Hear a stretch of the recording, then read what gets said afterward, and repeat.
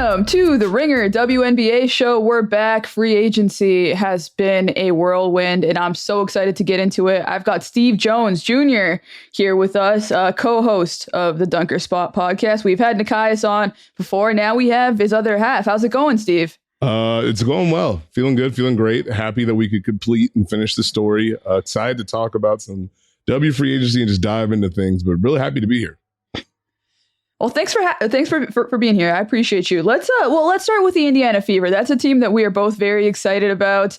I'll start with basically the outgoing and the incoming. Or let's just go with the incoming, actually, because we've talked about them a lot. So DeWanna Bonner has signed with the Indiana Fever, kind of completing their rotation. Or I'm curious how you think the rotation will go. I think that's essentially the conversation that we're going to be trying to have today. Right now, we've got what I assume would be a starting lineup of Caitlin Clark, Kelsey Mitchell, DeWanna Bonner, Natasha Howard, Aaliyah Boston. But because of the lineup variability and the versatility that they're going to have, they could go any which direction that they want to from here.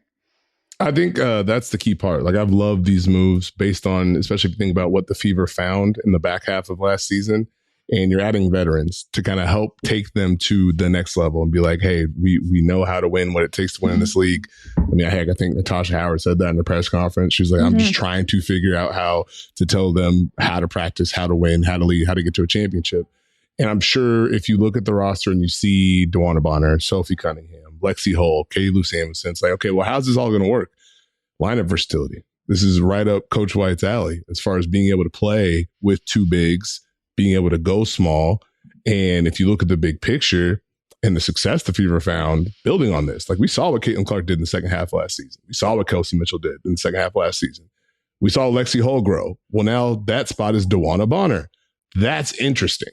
Like we saw the different things they can do. So having two bigs who can kind of screen, roll, punish teams in different ways, guards who can consistently draw attention, and now you add spacing and consistent spacing throughout the game. Like, you can play Cunningham at the 4, you play Kalu at the 4, you play DeWanna at the 4, and you can kind of just keep this identity throughout. So that's why I'm really excited to see how they build on that. I also love Natasha Howard in her press conference, basically just saying, yeah, I'm still working on my game. I'm still improving my game. She was asked about being most improved player and then saying that she wants to be a Hall of Famer in the future. And I think, hey, a fourth ring really adds to that resume. But I love also what you said about consistent spacing, because that to me is what is key. They can now play the ideal way that they wanted to play last season, basically no matter who they trot out there, right? Like having the logjam at the wing position of Lexi Hull and Sophie Cunningham and Katie Lou, who I think is going to have a bounce back season, really will allow them to, regardless of, let's say Sophie or Lexi find themselves in foul trouble, which they are wont to do. They're both aggressive defenders. They both like to, as Lexi has said before, get their hands on balls, and that comes with a risk. And now they can kind of protect each other, right? But I love that they can play so many different styles now. Like, I was just thinking about some of the lineups that they can throw out there, right? Like, let's say you wanted to go super small, you could even throw DeWanna Bonner at the 5. And then, just go like Lexi, Sophie 4-3, Kelsey at the 2, and Caitlin at the 1, and just go super duper small, like spread, pick and roll, and just run the ball, right? You could also potentially, you could even go super big. I think that's like that starting lineup that they have is like basically super big. You have DeWanna Bonner at the 3, Natasha Howard at the 4. That's the assumed starting lineup. I shouldn't say it's a starting lineup. That's just kind of the starting lineup I have in my head, but I feel like that could, that could change.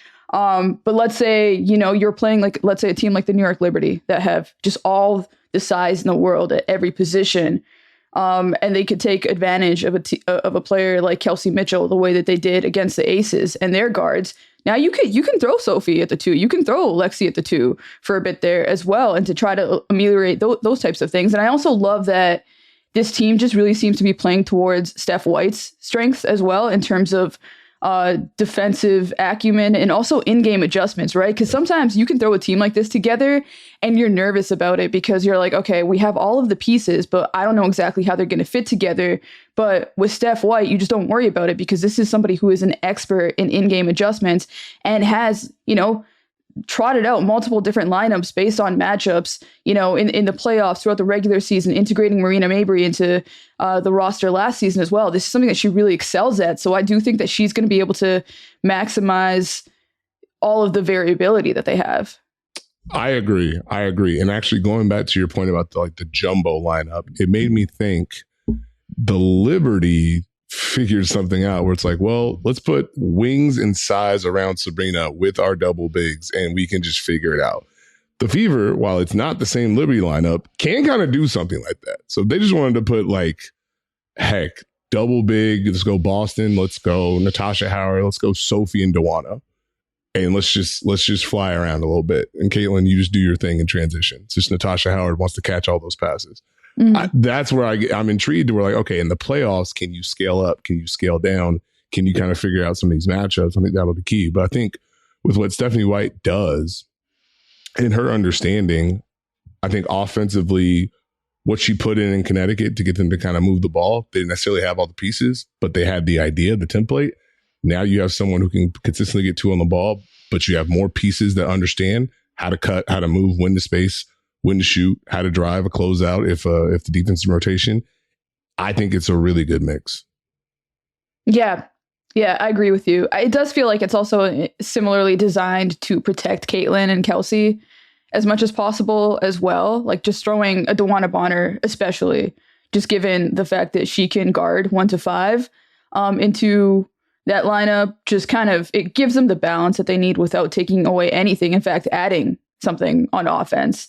And I'm wondering, so just to flash back a little bit, because I started thinking about the expansion draft, because at first I think everybody was pretty shocked that Tammy Fegbenle was available and taken by the Golden State Valkyries. Now, in hindsight, the Fever front office has said they had a plan and, they managed to execute it. Number 1 was getting Kelsey Mitchell. Number 2 was bringing Natasha Howard back. Natasha Howard, obviously, it would be a little bit redundant with Tammy Fegbenle and what she does. Now, obviously, now you throw DeWanna Bonner into that mix and, you're just flying at that point. But I was thinking about the fact that they also waived Grace Berger, because I think at the time everybody was thinking Grace Berger was probably who they protected. And I'm wondering if they actually protected Dantas in anticipation of having this combination of different players in the front court, because you have Natasha Howard as your Temi replacement, as somebody who can protect the rim and run and be able to, kind of play that fast-paced tempo that Caitlin wants to play. Then you have Aaliyah Boston, of course, who is, just part of your core, is going to be one of your best half-court players, and is also, I think, just based on what we've seen in Unrivaled, going to be better in transition this year too, but is sort of that, you're the plant, the flag that you plant in the post. Right. And then you have DeWanna Bonner, who can basically do it all. She can operate in the mid-range 3-point, be a creator, be that outlet that you need if Caitlin and Kelsey are getting trapped, right? But then you have Dantas, who you can play 5 out with her at the 5. And that's an element that I wonder if they were like, you know what, if this is what it's going to look like, that's an element that we want to keep. I agree with that, because that again, it ties into the versatility. So if you can go 5 out with Dantas, willing to shoot, that gives you a different element. I think we saw Caitlin Clark grow with different partners in pick and roll and understanding what would be open and what would not. And so again, kind of ties back in, you can go Aaliyah at the 5, you can go Natasha at the 5, you can go Dantas at the 5, and just kind of mix and match based on what you need.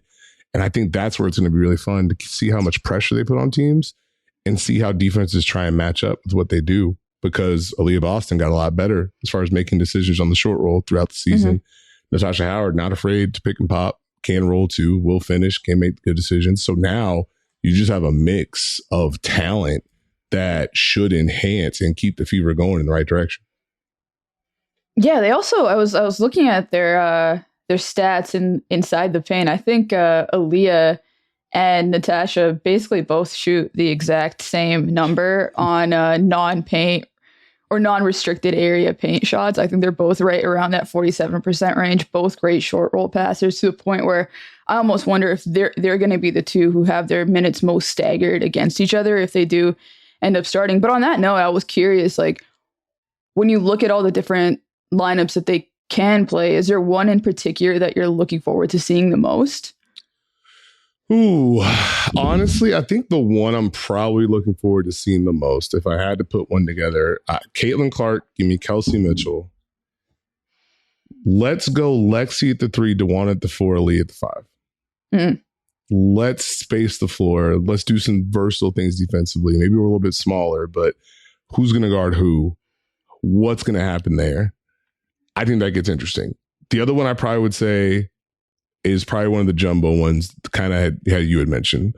Let's go. I think it's Caitlin, Sophie, DeWanna, Natasha Howard, and Aaliyah Boston. Yeah. Okay. Yeah. 100%. Yeah. I almost want to, like, what's the biggest you could go? Like, biggest you could go with Caitlin on the court.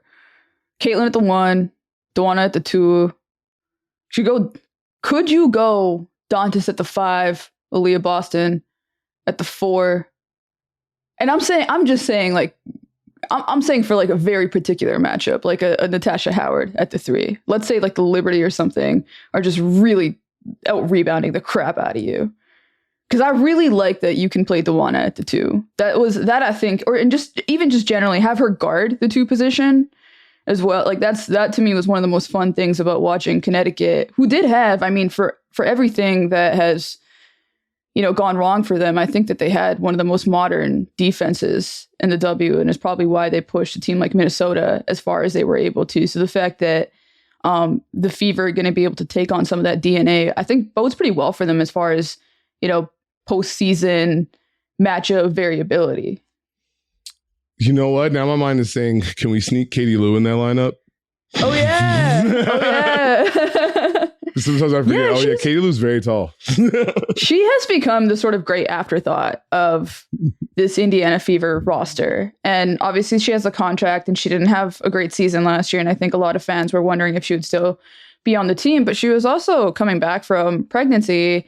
And just seems like she's like looked a lot better this offseason as well. And I think that she could kind of low key be a real piece for this team. Do you think they need a backup point guard, or do you think that this is just something that they're going to try to do by committee?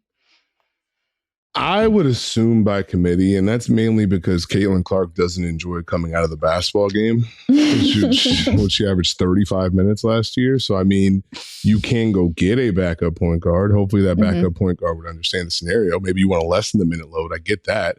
But you're asking someone to fulfill a very specific role. And it's like, okay, could we just let Kelsey run with some people? Could we just initiate through the bigs? Something like that. I don't know if they need one. Like, I wouldn't put that at the highest of their needs. Yeah, I'm kind of with you there, because they do have a lot of on-ball creation, especially when I think about what could go wrong with his potential starting lineup. I think too many cooks might be the only issue. So then if you do end up staggering more and you have DeWanna Bonner, for example, playing a lot of minutes with the second unit, or Kelsey Mitchell, even Sophie Cunningham, who is going to be coming off the bench, has some on-ball creation ability. You might be able to do that, and you might be able to you actually have really good playmaking at all positions with this team. That's actually something I haven't really considered. You have really good rebounding too. That's another thing, especially like when you like. I think I was looking at it. I think let me pull this up. Yeah, between Caitlin, DeWanna, Aaliyah, and Howard, you have 4 of the top 25 overall rebounders last year, and you have good playmaking at the same time. So you might be able to do a lot of things by committee, actually. I think they can figure it out. Yeah, I think they'll be fine. Yeah. We've talked, nitty gritty about this team overall. Like, where do you see them in the larger playoff picture? Like, I'm not quite ready to go power rankings yet. We talked about it before the pod, and it's just sort of, I think I need another week to really think about that. But when you start thinking about playoff matchups and where this team stacks up against like the New Yorks, the Minnesotas, the Las Vegases of the world. I'd probably put them a tier under them. So I'd probably put them, if I had to do tiers, like tier 2. Like I think the Liberty, the Lynx, and the Aces have earned the right to be up there. You all are going to have to show me that something has gone wrong for me to take you down. I think the Fever climb up. I think, in theory, the Mercury should climb up, although I have some questions. And then I think the Dream should climb up. That might be like my tier 2 right now today. Just because of the fit, the talent, the upside, and just, but it's a mess. It's a mess once you get past the top 3 because, well, I could see the vision, but also what happens. Like some team that we're not expecting is going to get off to a really good start. Some team that we're expecting good things of is going to struggle, and it's going to make things even more chaotic. And I can't wait. And it's going to be Atlanta.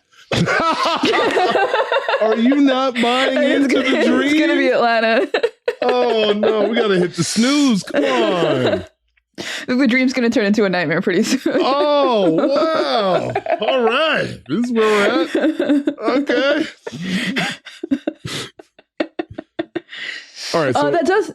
Sorry, is it 2 bigs or which part is it? Is it just 2 bigs? It's the 2 bigs. It's 2 actual honest to God centers that we both saw sort of be a little bit too slow for the way things are heading.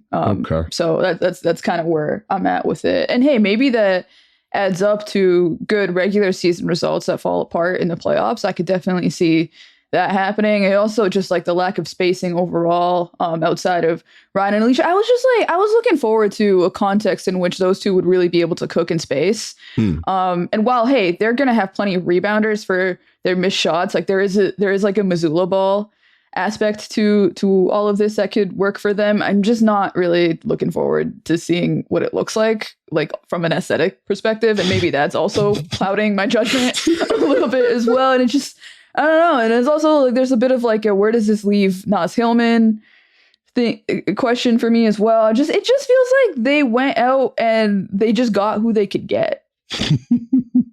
I'm gonna preach the double big. Don't worry, we're gonna sprinkle it in from time to time. You know, when the Dream have an 8-0 run to start a game because they just posted everyone up for 2 consecutive minutes, or be like, hey, see, it can work. Look, I'm not inherently anti double big. I actually love jumbo lineups. It's just this one in particular is not really doing it for me. So this specific one, not this so much. Specific one, yeah, this specific one I have, but I take some issue with for sure.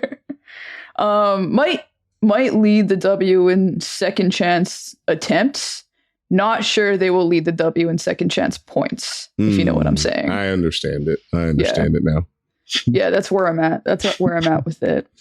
I wanted to ask you about the Aces because you did say you need to see with those top 3 teams something go wrong. I think we saw something go wrong last year with Las Vegas. Now, obviously, they have revamped with Jewel Lloyd on the roster, but kind of where I'm at with them right now is that I feel like they didn't solve any of the problems that they actually needed to solve. They stayed steady by, not having to lose Kelsey Mitchell for nothing and getting an all-star, of course, in return in Jewel Lloyd. But I still look at what undid them in the postseason, and I'm like, I don't look at their projected starting 5 and say, oh, you now have the size to deal with a Liberty in the front court or the back court, for example, or even against the Fever front court or defending. I mean, Jackie Young is actually one of the best Caitlin Clark defenders in the league, in my opinion. But I just look at them and I feel like they stood pat, and maybe more could happen. Maybe more is coming. And Cheyenne Parkatias, I think, kind of gives them a different look. But it just sort of feels like they needed to actually do something to get better, and they're kind of even right now. I think with the Aces, you are counting on a wake-up call to a degree, if that makes sense. Yeah. To where, you were the Aces, you were the machine. The league basically said no more. The Liberty said, no, we're not doing this anymore. And now how do you respond to it? And so I always have a tough time with the Aces because one thing could change things so much. Like listening to Chelsea Gray in the offseason and just her talking about ring night being like the Aces against the Liberty and like, hey, why is this happening? I'm like, ooh, what if it's just a motivated and healthy Chelsea Gray? And this team looks a million times different. You know, Jewel Lloyd coming on. Also, add on Chelsea, I think that she said at some point, I can't remember what interview it was, but that she wants to get more shots up this season as well. So which is welcome. She's ready. You got Jewel Lloyd, who, you know, you can talk about the similarities to Kelsey Plum. Maybe it's apples to apples, maybe it's not. But I imagine there's some motivation there to have some success. Another year of improvement from Jackie Young. And you also have, you know, Asia Wilson. So the formula is there. Now, are you ready for more teams to believe that they can guard you? Are you ready for more teams to throw size at you? Because I think that was the thing that kind of hurt the Aces in a way. When teams settled in and said, hey, throw size at Chelsea Gray. Hey, go under Kelsey and Jackie. Hey, we're just going to do this defensively, and you just have to continue to prove it. Okay, can you do that over and over again? Or was last year enough to be like, okay, if we don't move the ball, we're not going to win. If everyone's not aggressive, we're not going to win. If I don't do this, we're not going to win. And that elevates you, you know, because I think defensively, that wasn't the Aces that we knew. And they weren't terrible, but they weren't the same level. Oh, especially towards the end of the season. They get a renewed effort there. Like, I think that's the tricky part. Again, like I feel like they're a team that has like a whole set of buttons. Yeah. And we had just hit 2 of them. And it's like, oh, there they are. They're back. Yeah. Yeah. That is also really interesting from a team identity standpoint as well, because I think about one of the things that I feel like happened with the Aces last year is that they were leaning so hard into the Aces versus everybody narrative at a time when they were ruling the league and they were getting the respect that they deserve, almost too much respect in terms of how well teams had scouted them. And that sort of way of seeing themselves was not working. Now they are back in a situation where they're once again the underestimated, and they are not the favorites, and rightfully so. They shouldn't be the favorites. But to your point about the things that they're going to have to do on a nightly basis, this is an aging roster. They could do it on a game-to-game basis. I almost wonder if they come into the season and they, you know, try to be the number 1 defense in the W, which is obviously any team that wants to win a title, that's a great aspiration to have, but that might not be so great on older legs, especially when you know that teams are going to come at you when they do sort of have the scouting report on you. But I do think overall you're right in terms of what you want to see out of that team is some internal development. And I definitely think you could see it happen. I think like Jewel in particular is in a situation coming off the season she had in Seattle where she's perfectly situated to take that Aces versus everybody mantle. I definitely think that there's going to be a fire burning in that locker room. I wonder if it's enough to get over the tactical issues that it looks like they're going to have. Or maybe, I mean, hey, at the end of the day, like also maybe a Liz Kitley comes in and she becomes your answer in the front court as well, right? So there's definitely potential for something like that to happen too. So yeah, I'm curious, but I this is something I asked you, you know, I texted you, I told you I was going to ask you this. Now that the roster is sort of shaken out and we know what it looks like, what is your developmental wish list for Asia and Jackie? I think I'll go with Jackie first. I think it's just continue to be decisive. Make a decision, be decisive on your drives. Because there are times where it'll be drive and kick, Jackie will have a shot. She'll either let it fly or hesitate. Now it's a step back. And it's like, what if that's a drive? What if that's a drive and a finish? What if that's a drive and you initiate contact? What if now teams are threatened by that? And she's improved every year. You know, it used to be, hey, we just go under Jackie. Wait, no, we can't. She's just seen this shot and she's taking it, she's making it. And now what do? Okay, how can you now balance that out to make defenses come higher on the floor? How do you balance out the space that they give you to now make that a paint touch sometimes?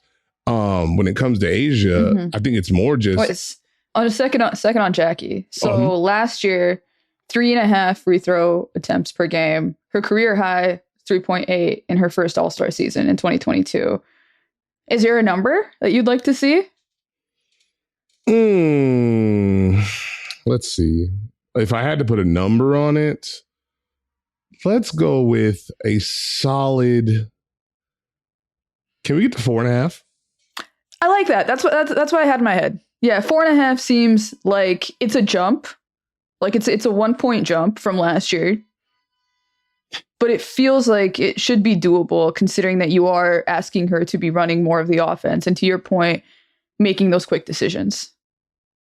Yeah, I just think that that the ability to drive's got to be so much stronger, and it's got to be so much more of a presence that, the trust that the ball's going to come back to you and then get off of it. And when it comes back, make another attack, or if you have the shot, take it. Just make those quick decisions, because I think in pick and roll, you know what you're going to get.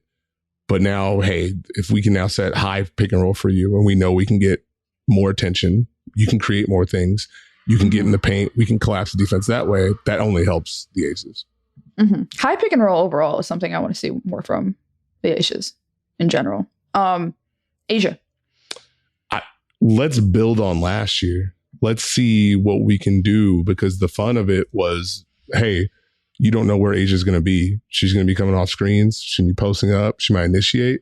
So if the handle's tighter, and you don't necessarily know when and how she's going to get to her pull-up or her spot, or when she's going to drive, and now you have these guards, these tremendous guards screening for her, what's the footwork look like? When are the cuts going to happen? Can you read the back doors? Can you open things up that way?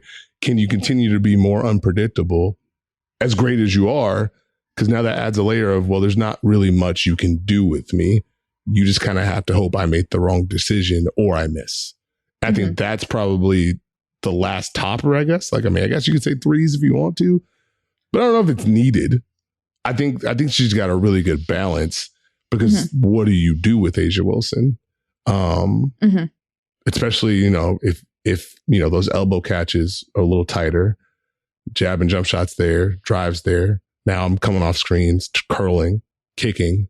I think the passing continues to grow in a way that if you were to double A'ja, she started to just be automatic with, okay, I know exactly where the read is. So if that's going to be the big sleep or the next sleep, I don't know what you do. On the passing note, I also feel like the team could put her in a better position to clarify some of her decisions as well.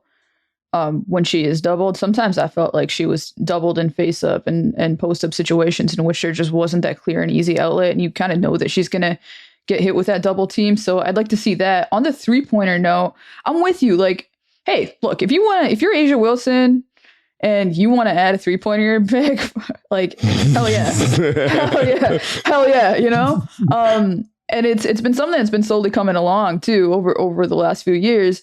But more so, I want to see her initiating from behind the 3-point line, regardless of whether she has that 3-point shot or not, especially when you consider the amount of space that she's going to have. And she is one of the most athletic players in the W. And to your point, if the handle improves, can you kind of see her be a driver from those areas, especially when you know that she is going to get double? It's a much harder place to double a post player from. It's also a place where if you do double, she can see over everybody and just hit one of the shooters or the cutters pretty easily. And it's just, it's something you saw from her every once in a while, right? Like, because it was never really part of their plans. Like, it was sort of like off a broken play or in transition when she had the ball and she could just take it against somebody that, like, most of her opponents are just not going to be able to have the quickness to be able to keep up with A'ja when you give her an extra step for her stride. You know what I mean? Almost like a Giannis in the NBA, where it's like, regardless of, like, he doesn't have a 3-point shot, but it doesn't matter, because if you give him a runway, he is going to find a way to get out ahead of you. I definitely think that you could do something like that with A'ja. I think as you said that, my mind goes to, okay, what if it's just as simple as more pick and pop for A'ja and more pick and pop and attack? So, I mean, not as much stay in the short roll, pop out. Now let the defense close back out to you if it's like drop defense, and now you can attack that closeout. You can make a play there. It doesn't have to just be for the shot or for a dribble handoff. Get a drive there, and now make the defense adjust, because now you add that to the package. Okay, we're doubling the post. Or, okay, Asia's attacking from the perimeter. We need to send help early on those drives. Well, now who are you sending help off of? There's another way the Aces can get you in rotation. Things get tough. I'm also kind of in this place of simultaneous doubt, but also fear of what Asia is going to come in doing this offseason, or this season, because it's not like it's been like a quiet season for her, but also at the same time, we don't really know what she's doing in the lab. Like, yeah, she got her jersey retired. She just got her shoe came out today. It looks great. She was on the Athletic podcast this morning. And, you know, she's talking about how she feels like this team has unfinished business. And I gulped. I was like, like, it's one of those things where it's like, yeah, like this is like the longest break that she's had in a really long time, just with her team being, you know, taken out in the conference finals. You're sort of, or in the second round rather. Like, it's just, I don't know, you know, like in a movie when there's like somebody creeping up behind you, but like everybody can see it except for the character in the movie. I feel like that's almost like the league with Asia Wilson right now, because we're just like, what's going on? What is she up to? What is she working on? None of us really know. That's my overall concern with not just Asia, the aces in general. They're just kind of quietly humming along with a few subtle reminders that, yeah, man, that didn't go how we thought it would. Kind of mad about it. We'll see you guys soon. It's like, well, and they're talking like that after like they traded Kelsey Plum. Like, they got Jewel Lloyd back, but it's like, yeah, man, time to get back to business. It's like, oh God. Yeah. Yeah, exactly. Moving on, I want to talk about the two teams at the top of the hierarchy here between the Liberty and the Lynx. Overall, for both of these teams, I feel like the insertion of the Golden State Valkyries and the expansion draft has sort of added more parity to the top of the league, because both of those teams lost two important rotation players, Liberty and Kayla Thornton, and the Lynx in Chechi, that I don't really feel like either has, you know, done much to recover. Now, maybe they could just be thinking internally. You also, you know, after you kind of go that far, I think it's natural to stand pat or to think, hey, I don't really, especially for the Lynx, because of the specificity with how they play, to say, hey, we don't really feel like there's an addition here that would make sense. But I almost I wonder if they're making a mistake by standing pat while everybody else is loading up and trying to compete against them. I think it's a tricky balance to maintain for both of these teams, because, you know, you don't want to just copy and paste and say, yep, this is our formula. We just double down on it, because the entire league is looking at you like, hey, we would like to defeat you. And now we're ready for it. Like, you think more teams are probably ready for the Sabrina, Benijah, Leo Phoebus, Jonquel, Stewie lineup. How are we going to counter that? Well, we've got ideas now. You can't just put that as your big joker. But if you're Liberty and Lynx, those type of teams, you kind of have to make calculated decisions. Like, I feel like those are the teams that add a piece that you don't really think about until you're like a few months later. And it's like, oh, I get it now. That was me with Zandolcini last year. I was like, oh, yeah, this makes a whole bunch of sense. So what are those small moves going to be? I think if you're the Liberty, the Kayla Thornton loss, I think, is going to be felt more than you think. Yeah. Losing Sloot, not going to be ideal unless, you know, you bring Marine back, which, please. Please.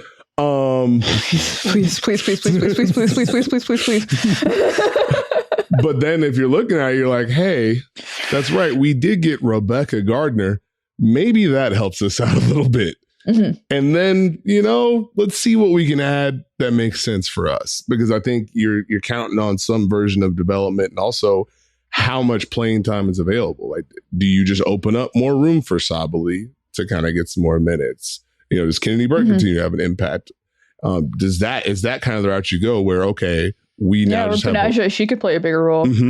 Like, we can get more minutes for some of what we do and just kind of do it better. If you're the Lynx, I think what you said was really important. They have a very specific style of play and pieces that need to fit. So it's more, I always have a curiosity with who they sign. It's like, okay, why did you do that? And what will they do for you? But I mean, it's hard to turn down that kind of season that worked for so many different players. And like, maybe it's just as simple as we get Diamond Miller really involved in this and add to what we did last year, you know? Yeah. Yeah, or an Alyssa Peely. That's kind of where I came down on them. Is it going to just be like an internal development thing for them? Could they potentially bring in Jessica Shepard? I'm a little bit more worried about them than I am the Liberty. I think the Liberty have plenty of natural candidates for internal improvements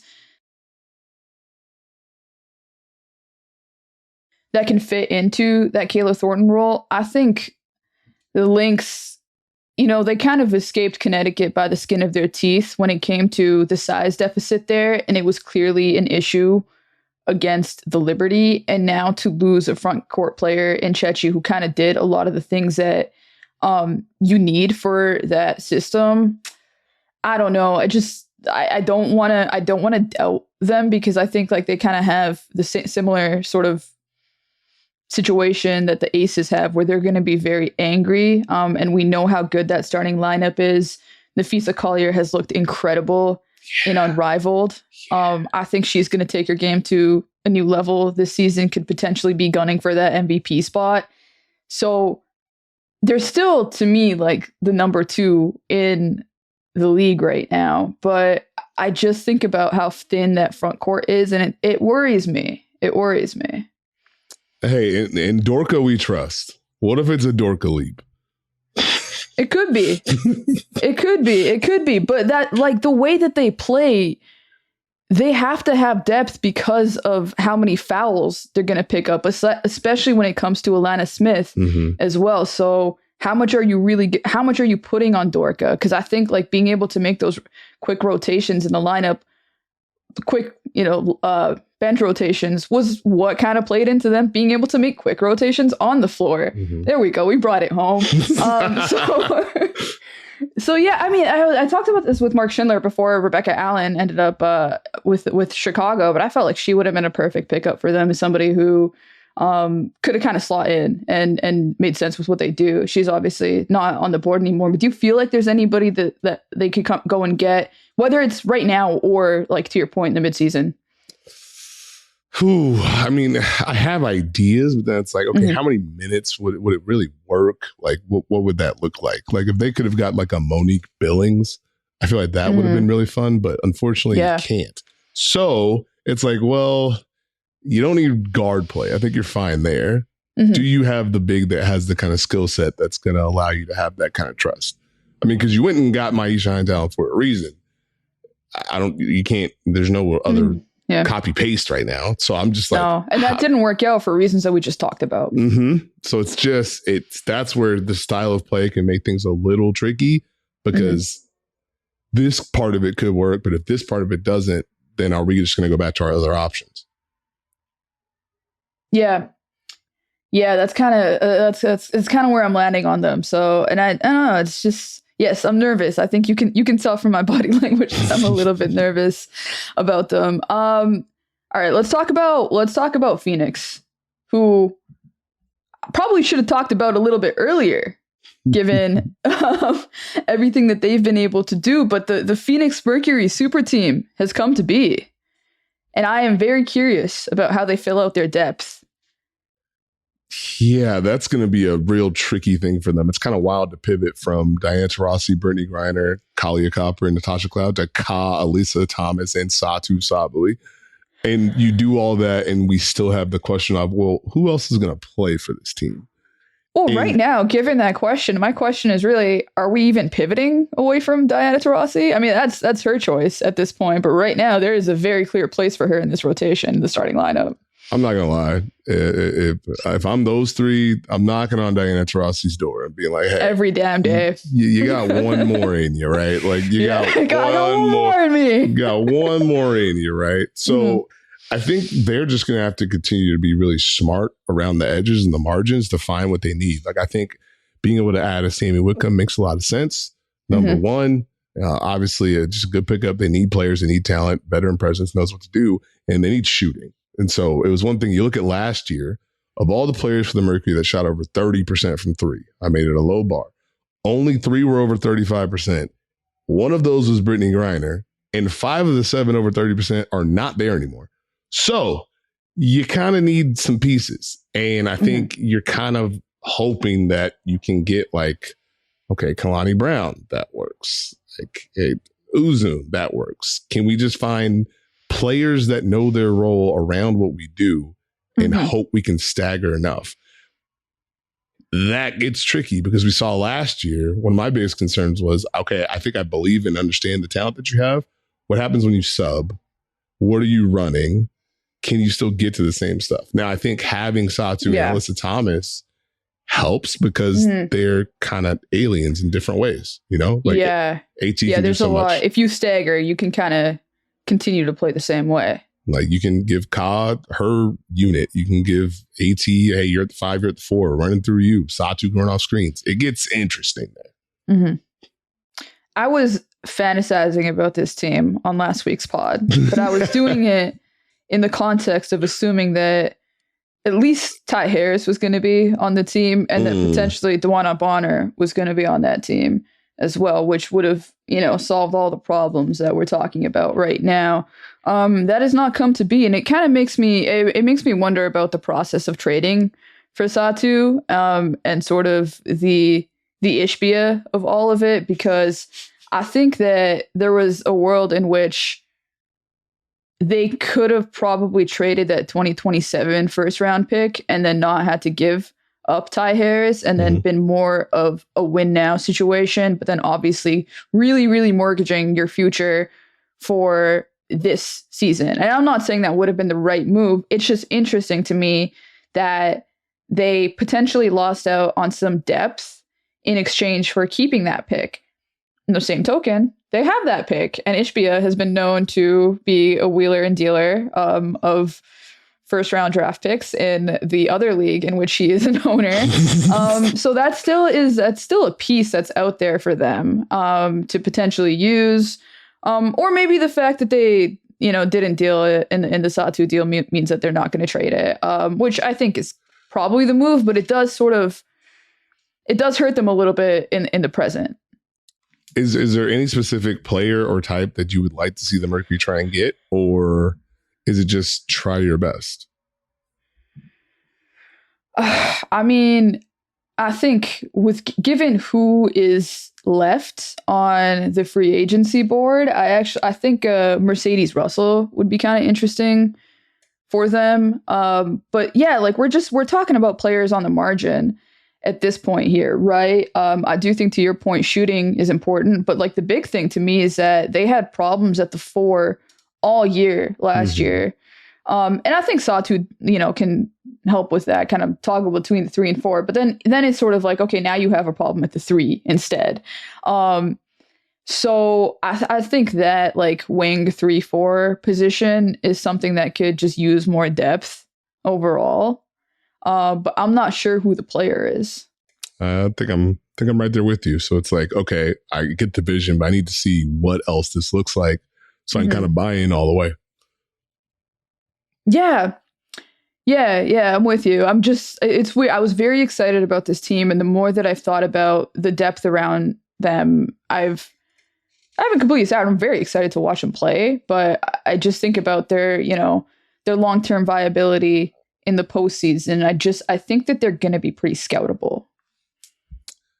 Ooh. So you think, well, in my mind, it's like, okay, if we put size on Ka and Alyssa Thomas has the day where I don't really want to shoot, and then it's just Satu do things, is that enough for a team? Like, does that make the second round with that? But then you run into one of those buzzsaws. Yeah. Those buzzsaws. I wouldn't, like, I guess we weren't going to do power rankings, but like to play around with it a little bit, right? Minnesota, New York, Las Vegas. I would put Indiana over the Mercury, especially, talking through all of this. I don't think that they are going to beat any of those teams. Okay. Storm? Well, what are the Storm? What are the Storm? Like, maybe that's what we should talk about next. What are the Storm? And I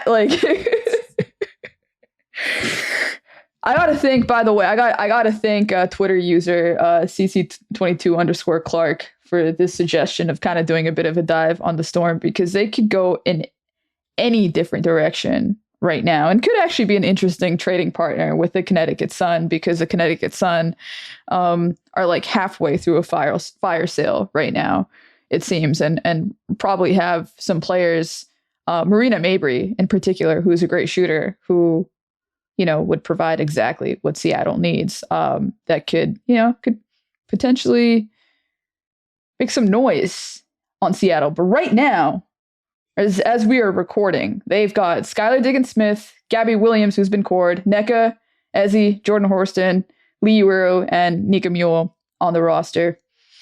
There's some holes there. Now they have a lot of ways to fill those holes. They obviously got the number 2 pick from LA. They could, slot in. If you slot in an Olivia Miles in that position, I'm feeling a lot better about this team. I'm feeling great about this team. If you can slot in an Olivia Miles, we don't know if she's going to declare for the draft yet. She might wait for that 2026 money potentially. But they also have a ton of draft capital in 2026 as well. They have their pick. They have Vegas's pick. They have LA's pick. So I don't know. They're in an interesting spot because Nneka came back, and presumably Nneka is going to want to contend. But you've also got a young Ezzy who you could potentially rebuild around and kind of just decide, hey, let's build through the draft and really try to make a title contender.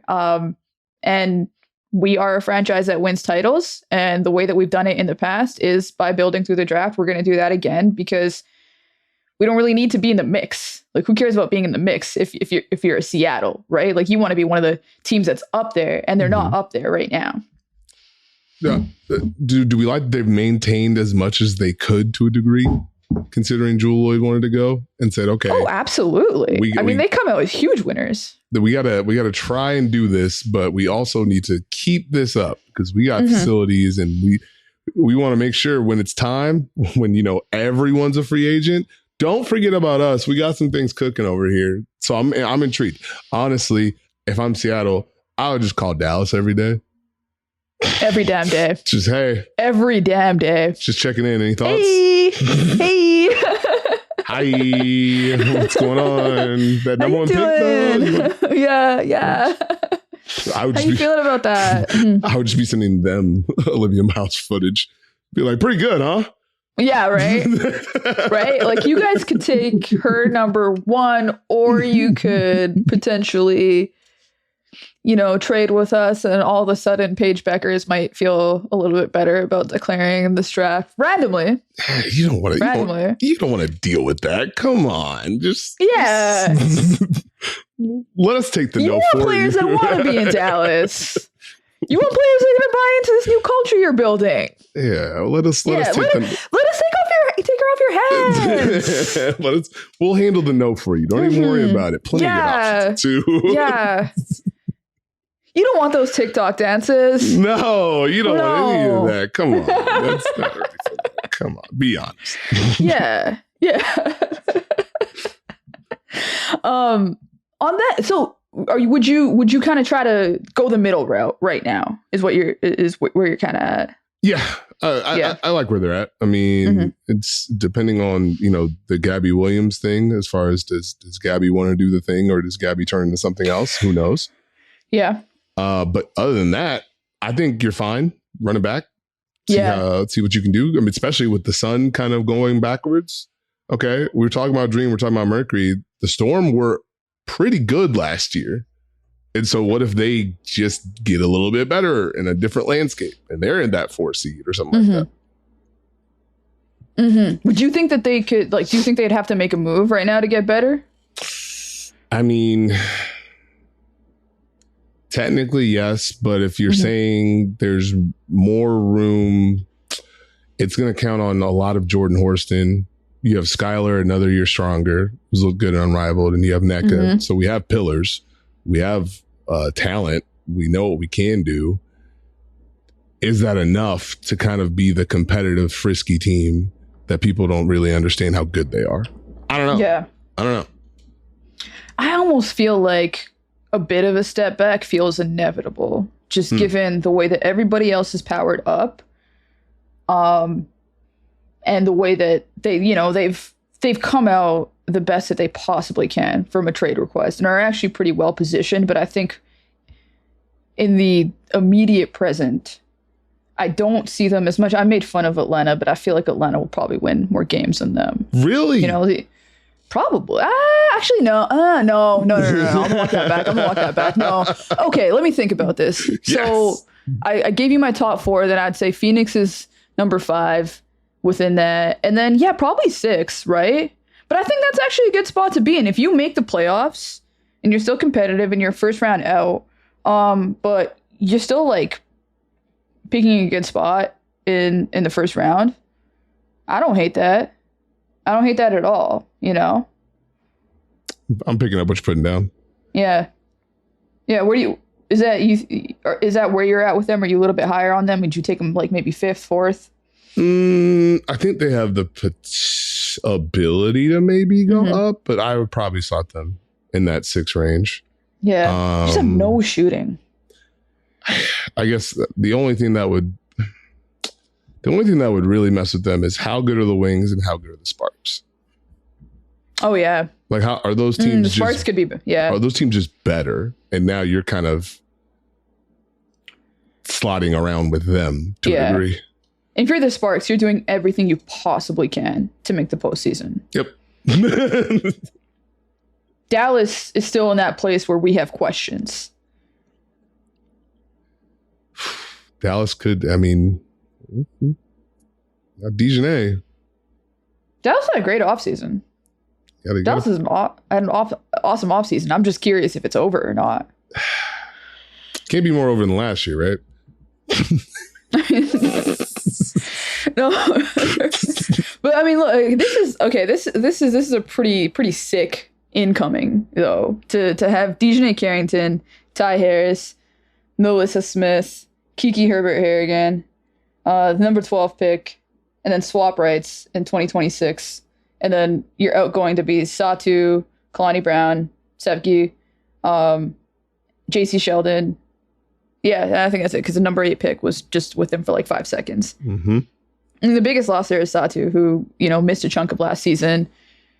This team's actually going to be able to probably defend for the first time ever, and then picking up Maisha Hines-Allen in free agency at the same time. I mean, the Kurt Miller regime is off to a great start. Now, saying all those out loud, I would need to see, that number 1 pick.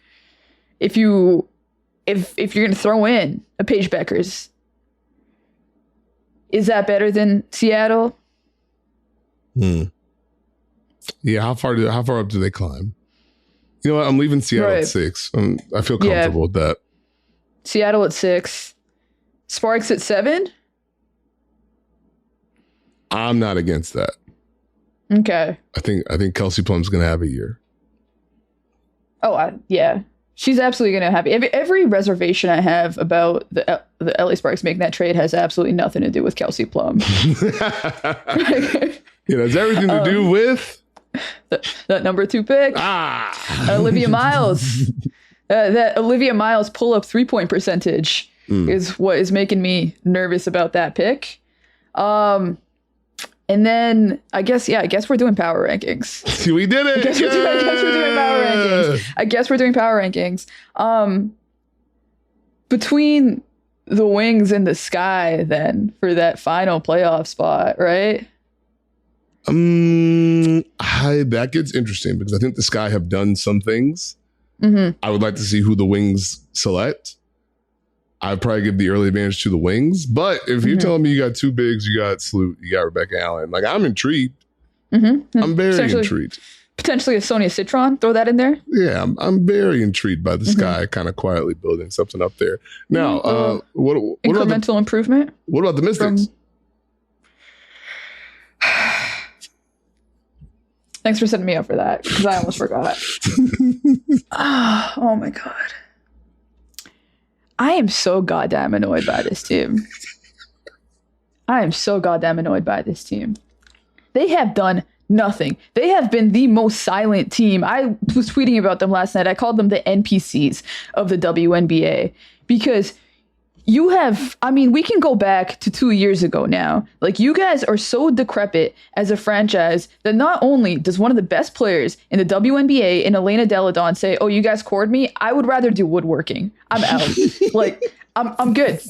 I'm good. I have hobbies. I've built a great legacy in my career, and I love basketball, but I don't love it enough to play for you guys. And then that happens, and to have the audacity to not trade her somewhere that she would want to go so that fans could watch some more Elena Delle Donne. Okay. And now, after everything that's happened, or everything that hasn't happened this offseason, from them waiting until after the expansion draft to actually hire a GM and a coach who have yet to have a press conference. It is February 4th. It is February 4th. The Liberty won the title on October 19th or 20th. I don't remember the exact day, but whatever day, it was embarrassing. It is so goddamn embarrassing. And by the way, you guys had much longer than that because you weren't in the postseason. So it doesn't even matter.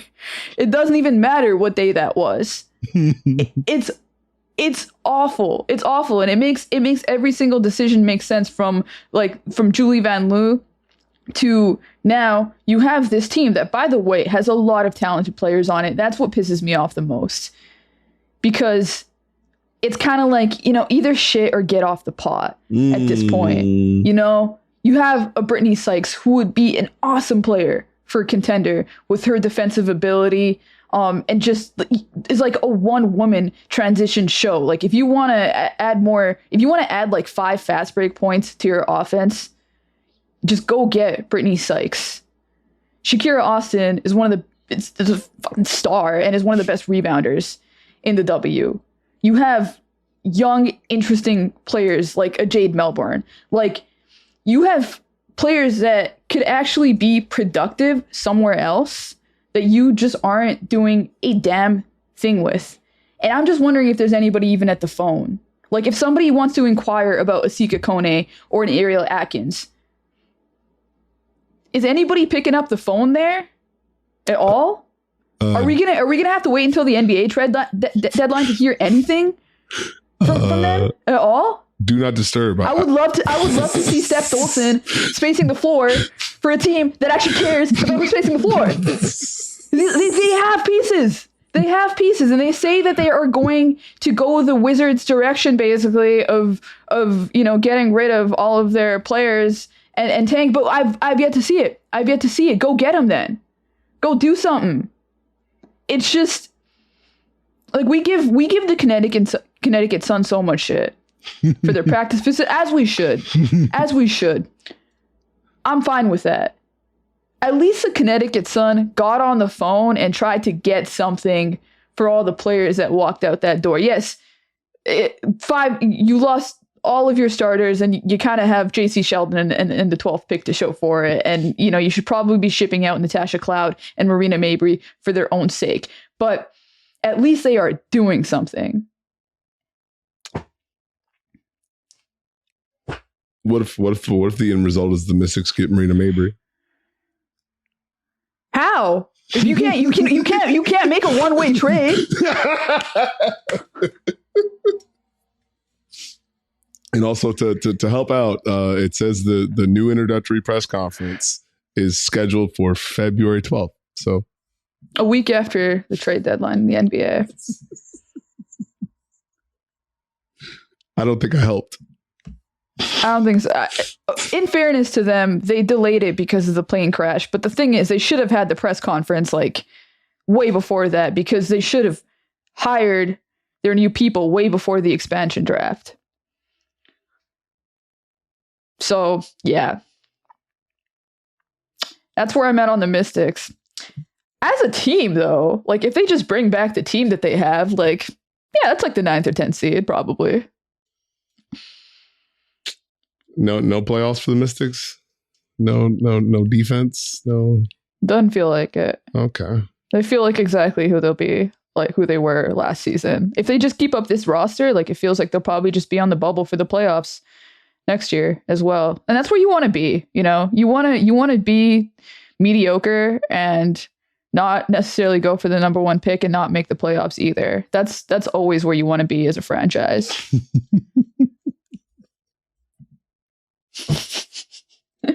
On that note, Although, like, to flip to a team that I do think is in a similar position, but is playing it way more smart and is like pretty interesting. Chicago, I think it would be, if they could make the playoffs or even like make a hunt to try to get into the playoffs and get some experience for Camila Cardoso, Angel Reese, and they have that pick swap with the Connecticut Sun and like kind of draft like in that like 4th, 5th range in 2026. I think they're in a really good spot. I really like Chicago's offseason.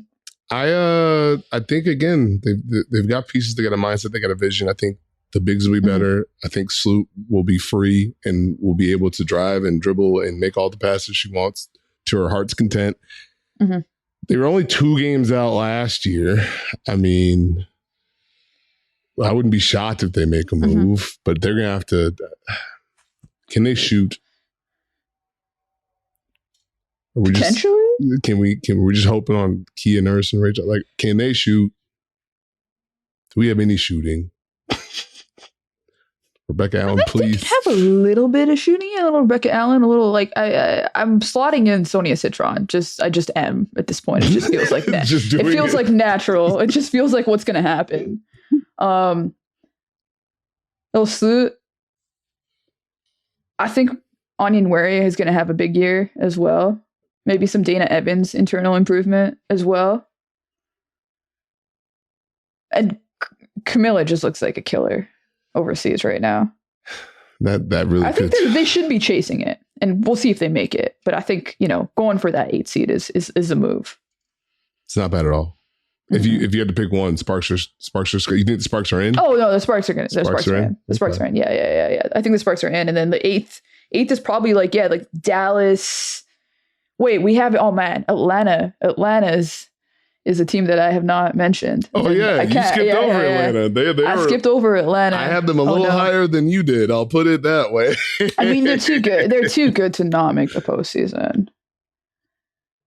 Yeah, they're a little too good to not make the postseason. I feel like that feels like the smart pick there. So that does leave Chicago on the outside of the bubble. It leaves Dallas on the outside of the bubble. But I think that's probably where you want to be. You want to get a little bit more talent if you're Dallas. And then you got the Valkyries, who I'm actually like, as much as they wanted to be competitive, I'm thrilled that they weren't. They should just be going all in on that 2026 draft and like trying to get a high pick in 2027 too. Those are just 2 loaded drafts. So I'm pretty good with where they are. And then you got Connecticut, who I think will be like a reasonably passable team that I'm not thrilled about watching. You're not thrilled to watch the big 3, Natasha Cloud, Marina Mabrey, and Tina Charles? You know what? If you throw an Emma Miesemann into the mix, they can make some noise. Can I ask a question? Make some noise. Yeah. Has anyone heard from Emma Miesemann? Because I kept hearing about this, and I'm like, I don't think Emma is coming. Well, isn't she taking meetings in through the course of February? Isn't that what's happening? Yeah. I stand corrected. Delete. I think that's what's happening. But you're right. She is sort of like, these overseas players have sort of become this like mirage. They're like, if you're a team that's like stuck in the desert right now and you just don't know what's gonna happen, you're like, oh, we'll just get Emma Miesemann. Like, if you're Phoenix, you could be thinking that too right now as well. You're thinking about how to and Janelle Salon actually I think could be interesting for Phoenix too. Also interesting for the Sun. But I mean, with the new coach, you're just sort of a natural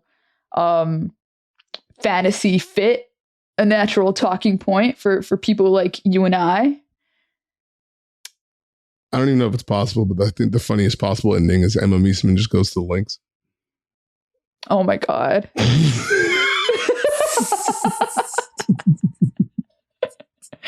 I mean, it makes sense.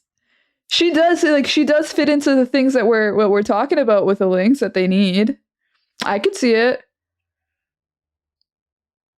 I can see it. I'd make that call. All right. Yeah. I like it. Steve, is there anything that you want to hit on before we let you get out of here, or anything that you want to plug? Listen to the Dunker Spot. I think I said most of what I wanted to say, unless I'm sure I'll remember as soon as we end this. No, just go subscribe, listen to the Dunker Spot, and that's it. I'm very good at self-promotion. Yeah, listen to the Dunker Spot last week or earlier this weekend. I don't know. What days do you drop episodes? Tuesdays and Fridays. Okay, so the Friday episode, I was listening to it. Not only did you knock in a way that made me actually wonder if there was somebody in my apartment or knocking on my apartment door, you also made Nikias have a moment of silence for himself. Yep. Both of which I really appreciated. That was only like 20 minutes into the segment. that was covering the W. I wanted him to appreciate and celebrate his victory lap. He didn't believe me, so I had to, hey, it's easy. 5 seconds. You got to make your people celebrate their wins. But yeah, listen to the Dunker Spot. It's one of my faves. I love it for both NBA and WNBA content. Also, Steve is a really great follow on Twitter because all he does is like cut up tape, stay positive, and make good insights on basketball, which, for that app, that's kind of what we need right now. Like, that's kind of what we're hoping Blue Sky is, but you're fighting the good fight over on Twitter, and I appreciate it. Thank you very much. I take that compliment to heart, and so I will now continue to tweet. I need positive reinforcement every day. No, I'm just kidding. Hey, don't we all? I love praise. I love praise in a scary way. All right, Steve, thanks so much for hopping on. Appreciate you. Thank you, Brian Waters, for producing. Thank you all for listening, and we'll talk to you next week.